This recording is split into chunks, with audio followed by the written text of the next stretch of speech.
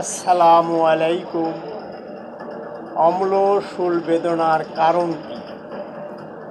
যে খাদ্যদ্রব্য পাকস্থলীতে পতিত হয়, উহাকে হজম করিবার জন্য পাকস্থলী হইতে অম্লরস নিঃসৃত হয়। যদি কোনো কারণে অম্লরস পরিমিত না হইয়া অধিক পরিমাণে নিঃসৃত হয়, তাহা হইল অম্লের ব্যথা বা অম্লের বেদনা হয়, এবং ওই বেদনা অধিক ও প্রত্যহ হইলে তাহাকে আমরা অম্লশূল বেদনা বলি।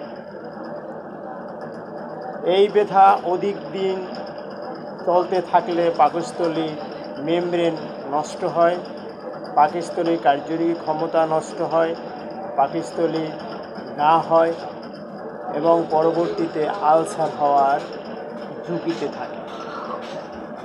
লক্ষণভেদে হোমিওপ্যাথিতে নাক্স, লাইকোপোডিয়াম, চায়না, কার্বোভেস দেওয়া যেতে পারে।